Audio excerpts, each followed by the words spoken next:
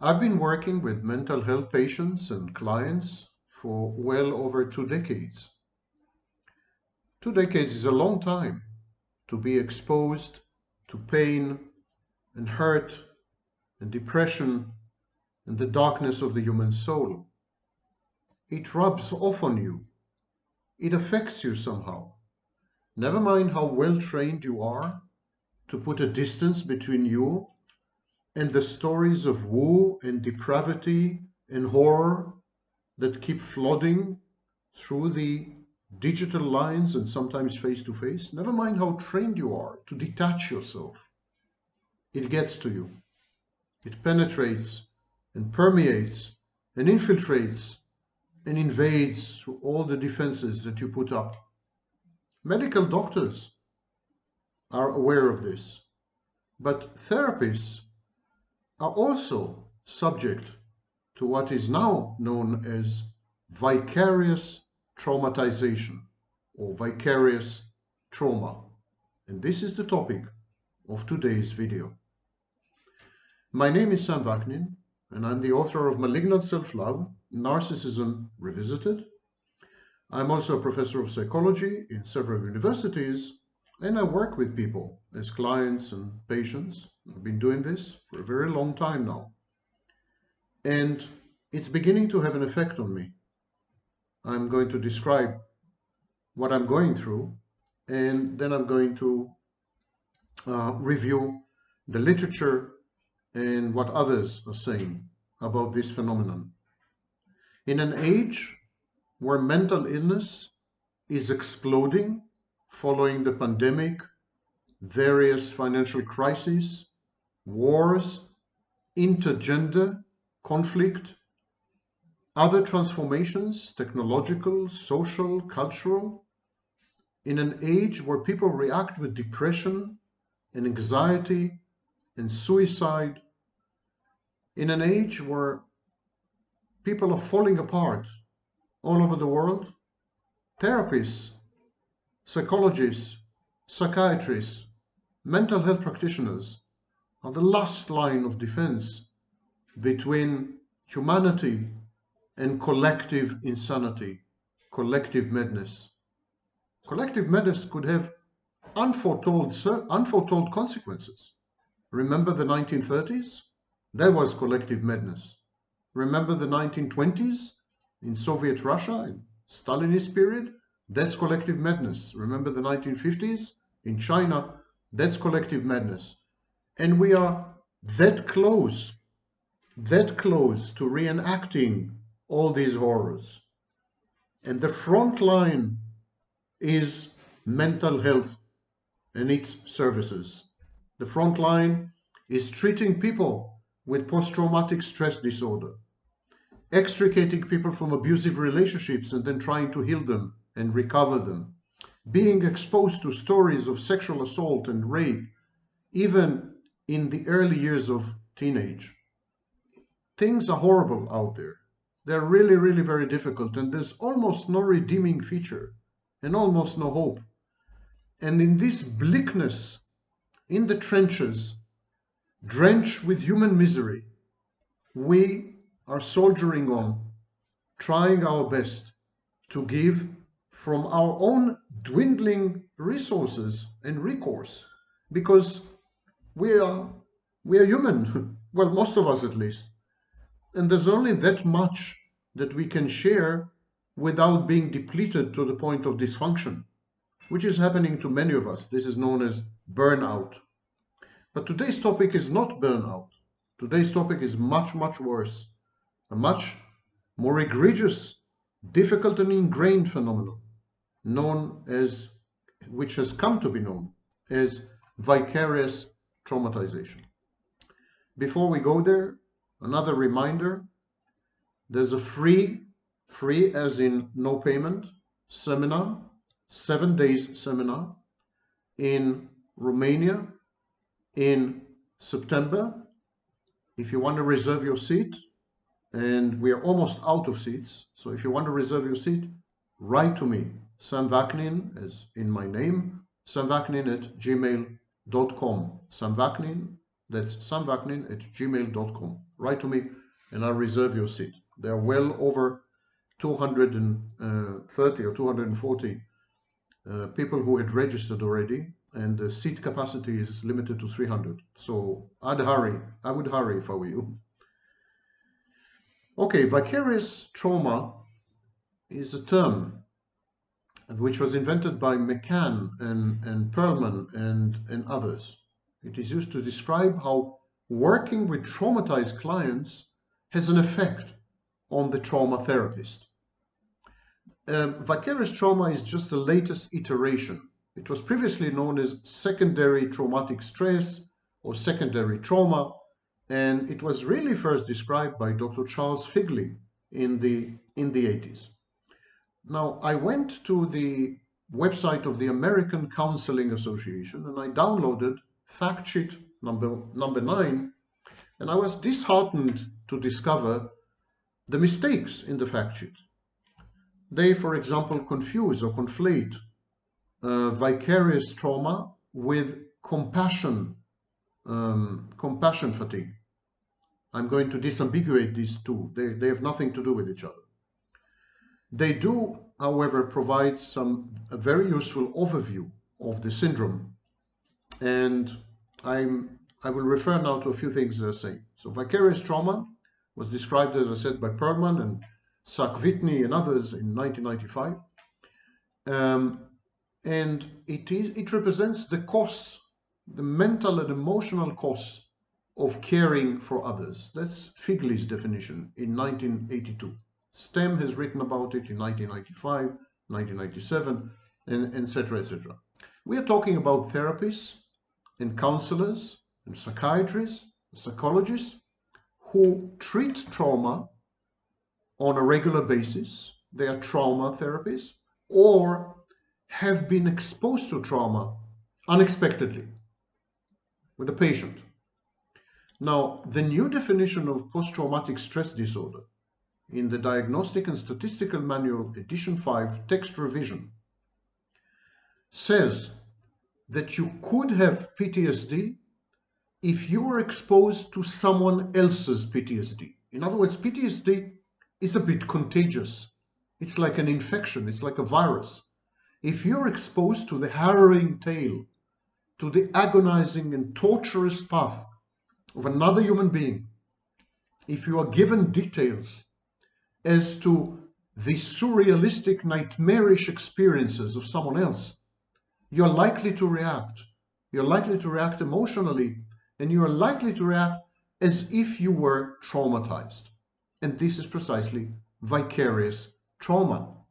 So we used to think that only trauma counselors or trauma experts endure or experience vicarious traumatization.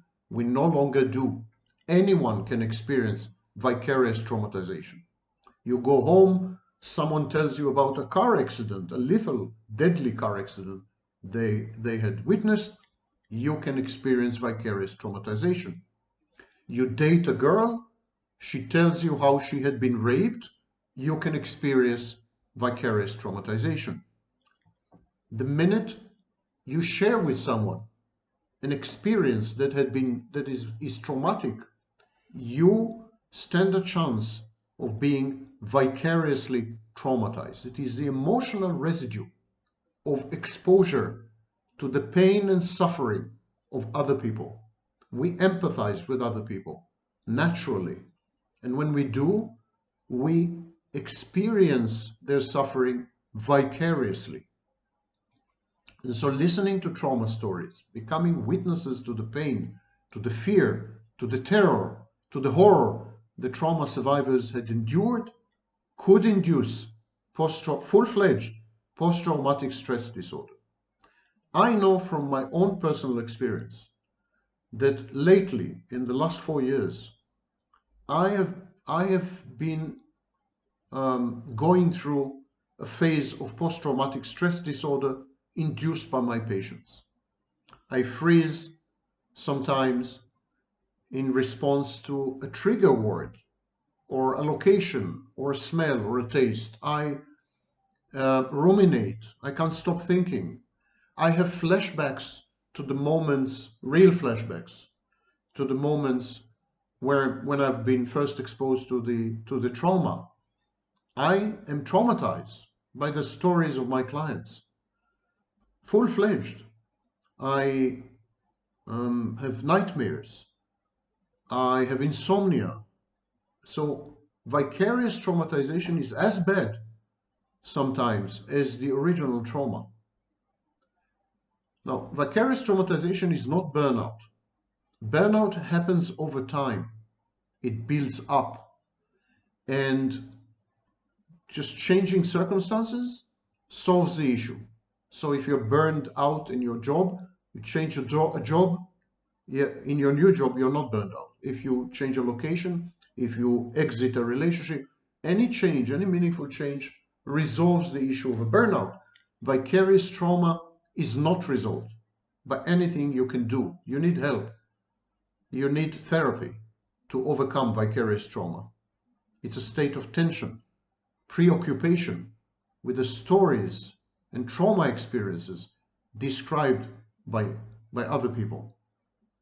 And people usually, vicariously traumatized people, usually react in one of two ways. They avoid talking and they avoid thinking about what they had been told, about the trauma experiences others had shared with them, And so they just avoid, they go numb, they have reduced affect display, there's emotional numbing, they withdraw, they become ponderous and contemplative and schizoid, and so on. That's one reaction, an avoidance reaction.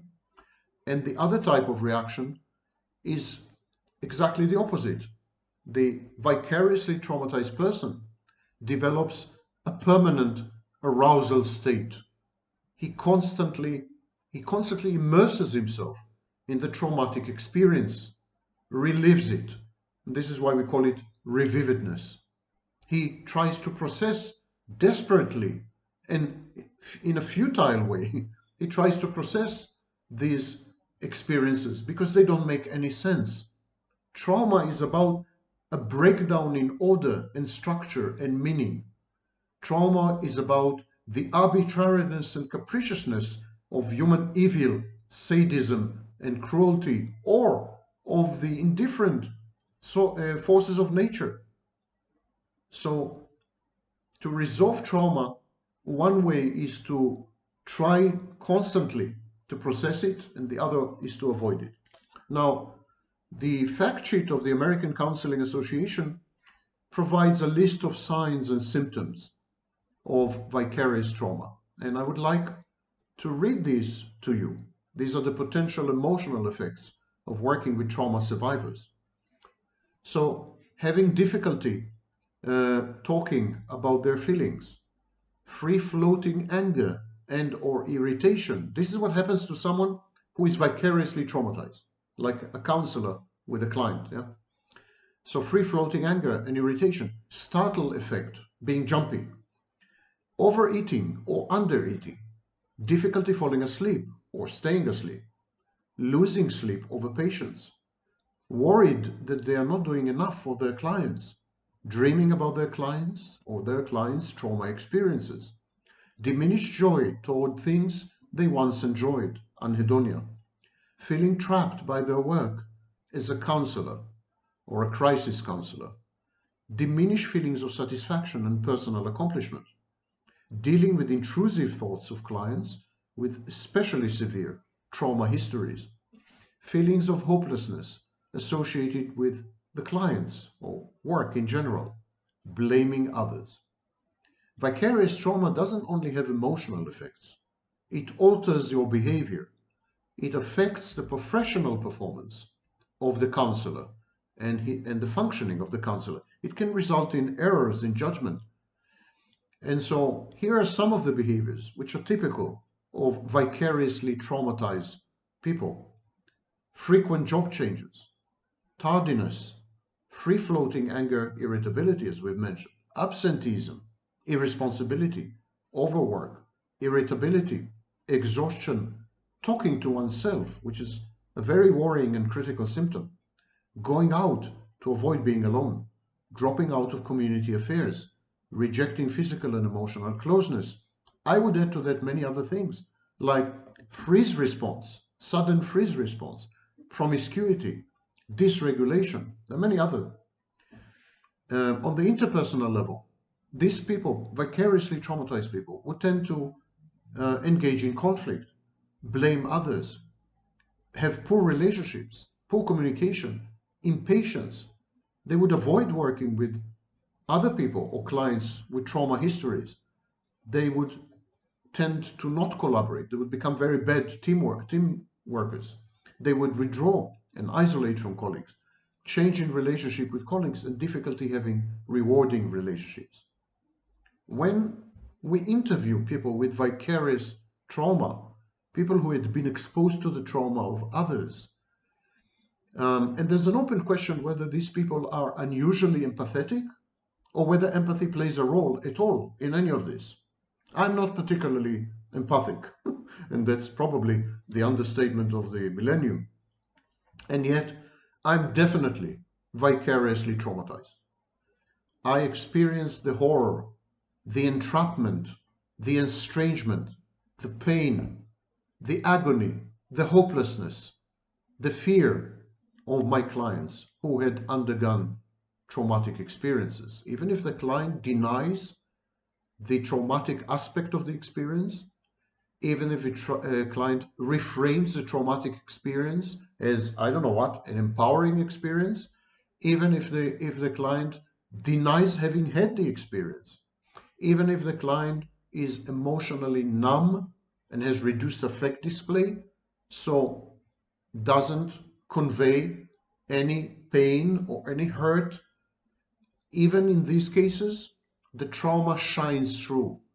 The trauma is communicated. It's like an emanation, like an ectoplasm, like some kind of miasma. And it's infectious, it's contagious, it's in the air, it's ambient. The pain becomes palpable, almost visible. And this has horrible effects on the exposed parties. And they report dissatisfaction, negative perception, loss of interest, apathy, blaming others, alloplastic defenses, lack of appreciation, lack of interest in caring, detachment, hopelessness, low self-image. They're worried. They question their frame of reference, identity, worldview, spirituality. There are disruptions in self-capacity. Self-capacity is the ability to maintain a positive sense of self, ability to modulate strong affect, and ability to maintain an inner sense of connection. They have a disruption in needs, beliefs, and relationships. They don't feel safe. They can't trust anyone. Their self-esteem goes down. They feel that they have an external locus of control. They don't control their lives, and their ability to be intimate declines. Job performance, of course, is affected.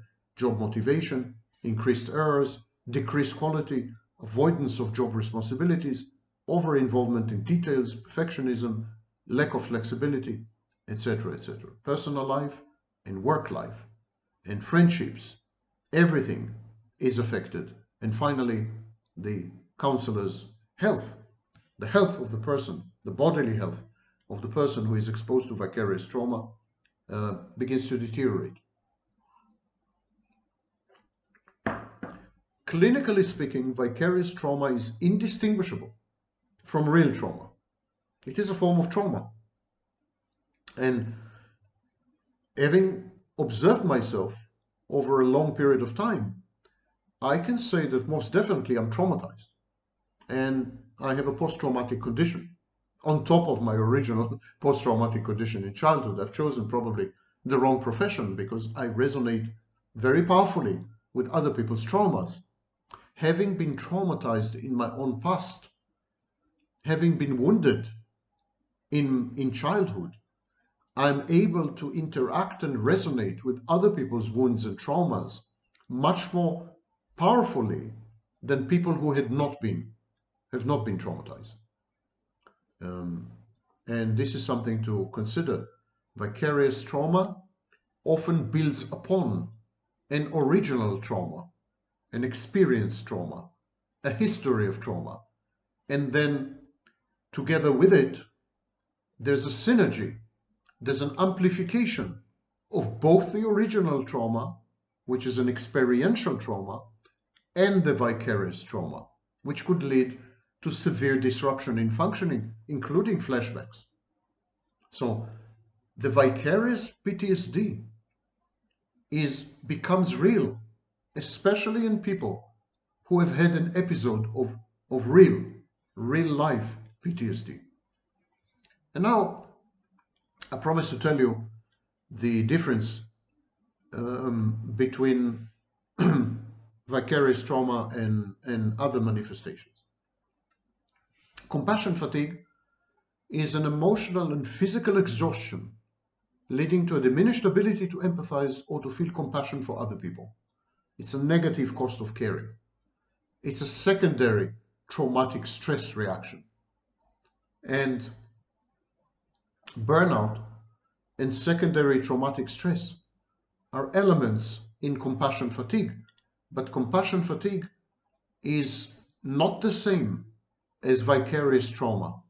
It's just that when you are exposed time and again to disaster, to trauma, to illness, especially chronic illness, and to stress, your ability to empathize is eroded and corroded.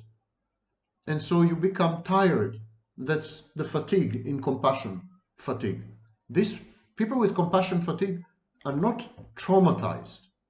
They're just tired. They're depleted. They just want to go home or resign or whatever. And so this is compassion fatigue. Occupational burnout or work-related burnout is yet another phenomenon which may closely resemble vicarious trauma but has nothing to do with it.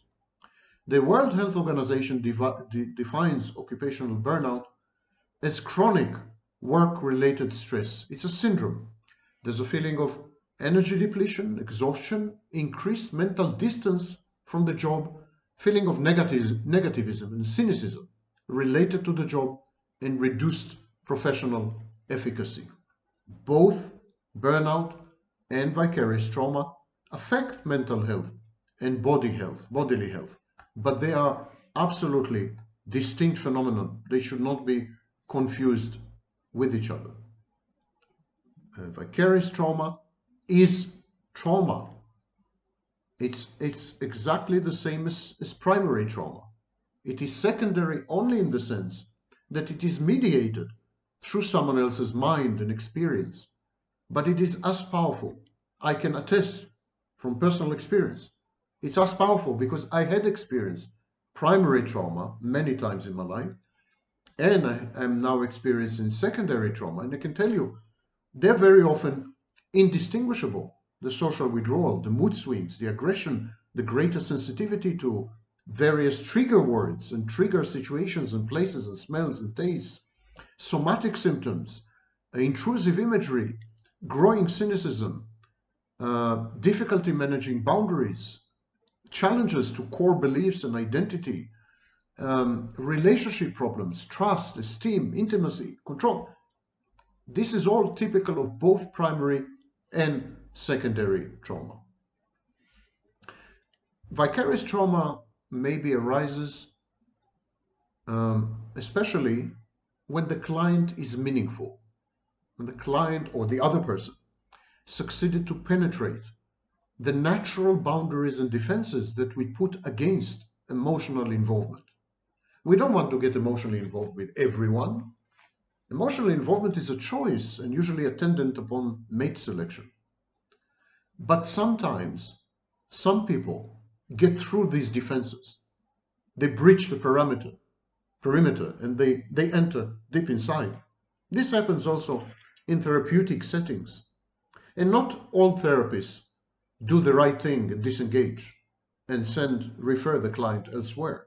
Not all of them do this. I would say a minority, vast majority just go on.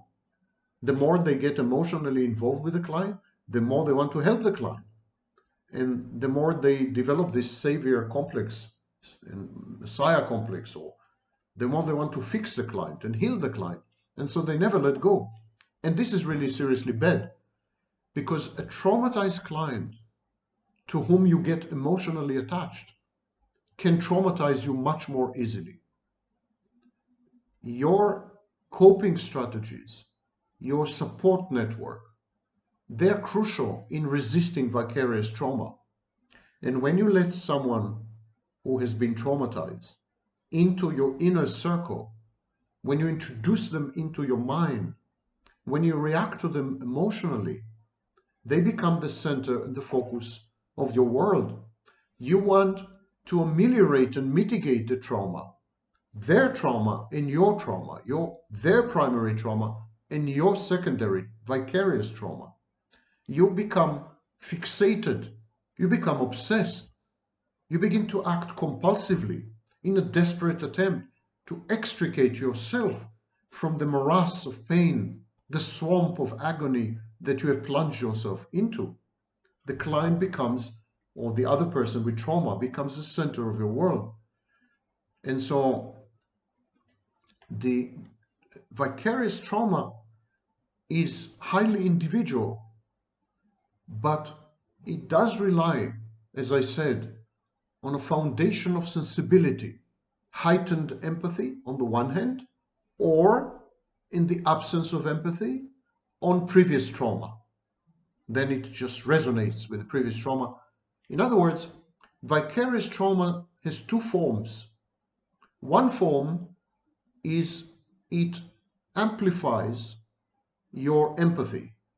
It brings it to the point where it hurts, where the empathy hurts. That's one way. And the other way, it re-traumatizes you. It forces you to re-experience your own trauma, to relive it. And we call this revividness. So when one's view of the world is safe, when one has had a safe base in childhood, when one trusts basically other people, not to do harm, not to become malevolent or malicious, when one doesn't regard the world as hostile, when one doesn't catastrophize and anticipates the worst case scenarios, one is ironically more prone to vicarious traumatization. When one is a bit naive about the world, when one believes that people are essentially good, it's easier to get traumatized. If you are cynical, if you have had experiences which had taught you how corrupted human nature is, you're far less likely to be traumatized by other people's stories. But if you are truly good-natured, good person, empathic, a believer in other people and the goodness of humanity, it's far easier for you to be traumatized. So vicarious trauma is much more common among mental health practitioners and other people who grew up in functional, happy, loving, caring families. Exposure to trauma, however indirectly, causes an interruption, not only to the daily functioning of the clinician, but an interruption to the worldview of the clinician. Suddenly, the universe doesn't make sense anymore. Suddenly, it's a menacing, dark, threatening place. If this has happened to her, it could happen to me. It's suddenly the foundations of justice, reciprocity, belief, trust, they're shattered by the incredible tale of the suffering, the profound, abysmal suffering of another human being. Anything that interferes with the ability to help, with the ability to fulfill one's responsibility not only as a mental health practitioner, but as a human being. The responsibility to assist, to care, to support. This in itself is traumatic. This feeling of impotence, of entrapment, of like when you're faced with a real trauma, when you're faced with the inexplicability of the shadow side of the human mind, when you're faced with men who who sleep with 12-year-old women, girls, when you're faced with people who mutilate other people just for fun, when you're faced with rape, when you're faced with war or the experiences of war, the world doesn't make sense anymore. It becomes devoid of meaning, and there's nothing more threatening than a world which is essentially totally arbitrary, because anything can happen, not only to other people, but also to you and to your loved ones. So vicarious trauma is a real and serious presence, and it's growing. It's growing because trauma has a multiplication effect. When you traumatize other people. Hurt people hurt people. You traumatize other people, they traumatize other people, and it's exponential. It's exactly like the spread of a pandemic. Pandemic doesn't spread in a linear fashion. It spreads geometrically, and so does trauma. The defense style of people, their attachment styles, they also play a role in vicarious trauma. If you have a self-sacrificial defense style, you'd experience increased rates of vicarious trauma. If you are a people pleaser, if you're codependent by nature, you're much more likely to experience vicarious trauma. If your attachment style is not avoidant, dismissive, is not fearful, but is secure, ironically, you're far more likely to experience vicarious trauma. Mental health predisposes to vicarious trauma as much as mental illness. Women are much more likely to develop secondary traumatic stress than men. And we are not quite sure why. It seems that women have a higher capacity to empathize than men, but this is not substantiated in any studies I'm aware of, or rigorous studies I'm aware of. And so we don't quite know why. Now, I repeat again, do not confuse vicarious trauma with compassion fatigue, burnout, work-related stress, or even countertransference. Countertransference, for example, is a therapist's response to a particular client, or emotional response to a particular client. It should never be conflated or confused with vicarious traumatization, because it doesn't traumatize. There's no trauma involved in this. There's just kind of emotional redirection of the psychotherapist's emotions towards the client. So countertransference is a reallocation of emotional resources, cathexis, so that the therapist reacts to the client the way the clients want the therapist to react. So the client, for example, begins to see the therapist as a parental figure, and the therapist begins to act as a parental figure. That's countertransference. It's the emotional entanglement with the client. Again, it's a therapeutic tool and has nothing to do, absolutely nothing to do with vicarious trauma, because countertransference does not involve trauma. Burnout does not involve trauma. Compassion fatigue does not involve trauma as an element. You could have compassion fatigue being exposed to thousands of trauma victims, for example, in a natural disaster, but you would not be reacting to the disaster, and you would not be reacting to the trauma. You would be reacting to the demands on your very limited human resources. Now, what is the mechanism for vicarious trauma? So we mentioned empathy. Batson and others conducted research about ways to manage empathy, to constructively somehow channel it, reframe it, constrain it, control it, and yes, limit it. Medical doctors actually have a class in medical school. I know from personal experience. We were taught how to not get emotionally involved with patients. Bedside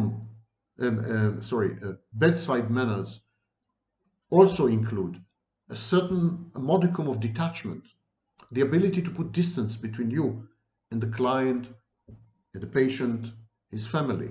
The medical doctors do this all the time, or they would commit suicide in rates even higher than they're doing right now. Suicide is very, very high among medical doctors, precisely because this barrier between the patient and the doctor breaks down. This is especially true with children.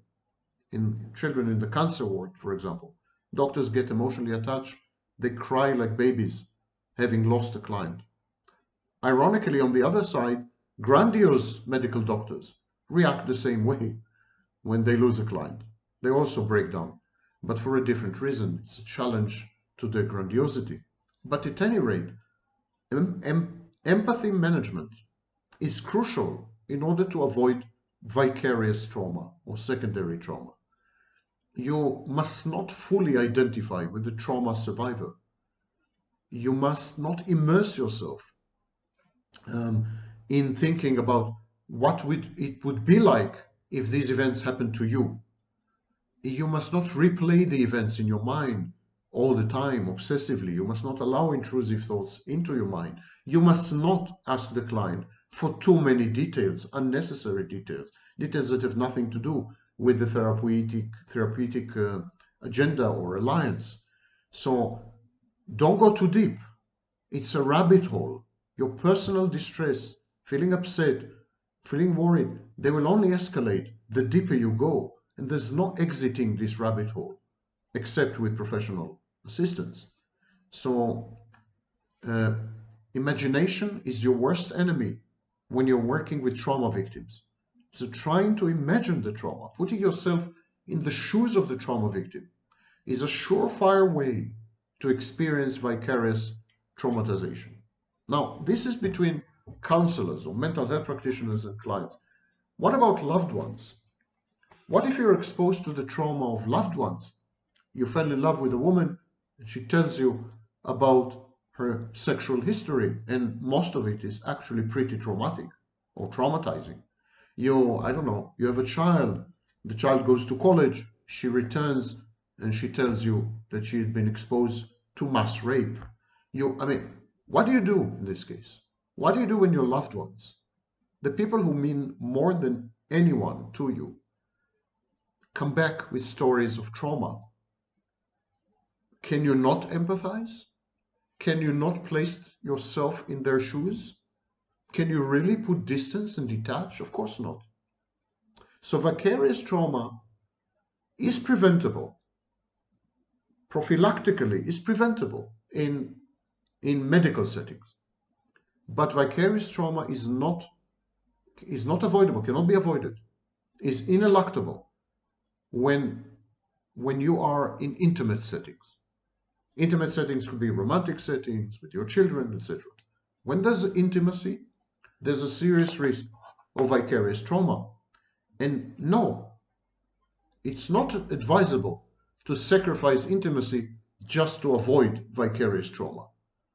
Sharing is caring, and sharing suffering is caring the most. So you need to prepare yourself. You need to steel yourself, steel, S-T-E-E-L. You need to steel yourself to the possibility or the inevitability of vicarious trauma in intimate relationships. Perhaps I think this might be one of the main reasons that people are avoiding intimate relationships nowadays. There is a general trend of avoiding actually relationships. Well over 30% of people are lifelong singles. Another 20 to 30% are effective singles in between pseudo short-term relationships. About half the population choose to not be in relationships. And I think pain avoidance, hurt aversion, is a main factor in why they don't go into relationships, because relationships hurt. Relationships are painful, and you're exposed to your own traumas. They are reactivated by the relationship, plus you have to vicariously experience secondhand, experience by proxy, the trauma of the man or woman you love. So relationships in today's world, where most people are constantly traumatized, where many relationships are abusive, where divorces are off the charts, where I mean, it's a world that is trauma generated. Every aspect and facet of modern civilization is traumatic and traumatizing. So people, by the time you get to team up with someone intimately in a romantic relationship, or by the time, I mean, if you're 30, you've already experienced several traumas. So dating someone today is implicitly agreeing or consenting to vicarious traumatization. You can't date anyone today above the age of 25 who has not been traumatized. And so you are willingly and knowingly entering the minefield of secondary trauma when you date someone, when you get married, when you establish a relationship, and definitely when you have children. It's terrifying. Secondary trauma is terrifying because it's everywhere. And some people say, half of all people actually say, well, better not have a relationship with anyone. It's too damaging. I don't want to end up broken. I don't want to end up, in pain that's not mine. I don't want to wade through the murky depths of someone else's soul. I don't want to wake up at night and trembling and shaking and perspiring just because I recall a story that she had told me. I don't want any of this. So people stay alone, which in itself is, of course, a traumatic experience to some extent. There are aspects of vicarious trauma that can be measured. There are various constructs now. Vicarious trauma is a new field, but already we have assessment tools, and there are various constructs which are catered to in scholarly literature: self-capacities, ego resources, ego defenses, frame of reference, identity, worldview, spirituality, even psychological needs, trauma symptoms, and so on and so forth. We measure all these things. So we have, for example, the trauma and attachment belief scale. We have the inner experience questionnaire, the inventory of altered self-capacities, the PTSD checklist, the impact of events scale, the impact of events scale revised. There are two different things, by the way. For children, we have the impact of event scale for children, and then we have trauma symptom scale. We have secondary traumatic stress scale, and we have the professional quality of life. The latest version is 5. So we have quite a few tools which allow us to zero in vicarious trauma and diagnose it with certainty or certitude that it's there, it's really happening. So what to do? How to avoid vicarious trauma in a world where every second person, or maybe everyone, is traumatized? Should we not communicate with people? Should we not have sex with people? Should we not date people? Should we not talk to them? Should we avoid them? Should we isolate ourselves in an ivory tower or a cocoon? Should we be alone for life, maybe? Vicarious traumatization can be very, very serious. As I said at the beginning, it resembles PTSD. It's almost indistinguishable. Who wants to go through this knowingly? No one does. No one does. And so what can we do? How to avoid this? Well, the only effective tools we have are community and happiness. But the first thing to understand, you're responsible for your well-being. You're in charge of your self-care. You should work responsibly and reflectively. You should communicate with other people the same way. You should engage in regular, frequent consultations or counseling if you're affected.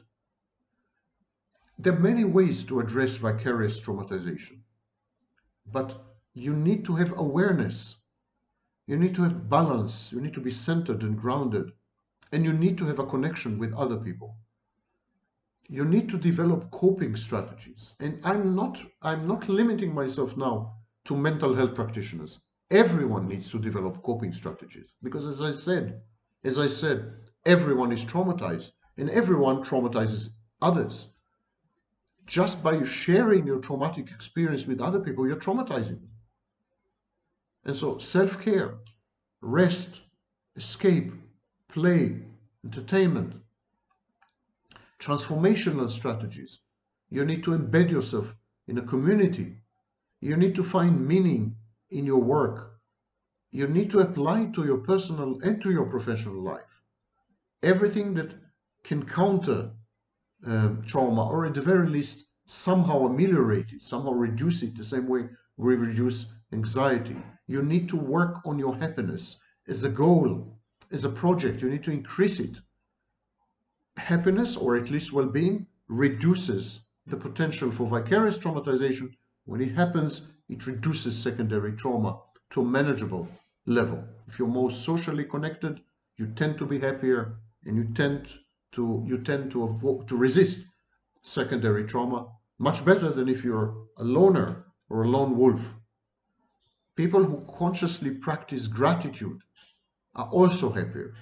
Creativity is a bulwark, is a defense against trauma of all types, primary and secondary. You should create an alternative world where you are happy, so that it can counter your constant exposure to other people's agony and pain and suffering. Bodily techniques such as yoga, meditation, and so on have also been proven useful. But ultimately, if you have contracted the disease, if you're vicariously traumatized, you need to boost your resilience. And the only way to do this is with therapy. Therapy helps you to increase self-efficacy. It provides a respite, and appropriate professional help usually buffers against the effects, the ongoing effects of vicarious trauma. We know how to do it, and it's very, very successful. Many groups are vicariously traumatized very commonly. That's not only mental health practitioners. For example, children, foster parents, members of minorities, they're all vicariously traumatized, all the same. So all these should be aware of the potential of being traumatized, even if not in a primary way, even if you didn't have any experience, direct experience. They should be more protective of themselves because they are vulnerable to vicarious trauma. I've worked through my vicarious trauma, and I'm not much better. But it took me years, and I'm trained, imagine. And I've used the help of others who've been around me, mental health practitioners and others, and they pulled me through. I knew what to do, and I went for it, and I did not allow my grandiosity to stand in the way of seeking help. Vicarious trauma is bad. It's seriously bad. And if you feel that you had been traumatized by someone else's story, if you suddenly cease to function, if you freeze, if you can't sleep, if you have eaten an eating disorder of some kind, overeating, undereating, if you're irritable and aggressive and disempathic and impatient and tired all the time and frightened and jumpy, and any of these signs, seek help. Seek help before it gets really, really bad, and then even treatment might be too late.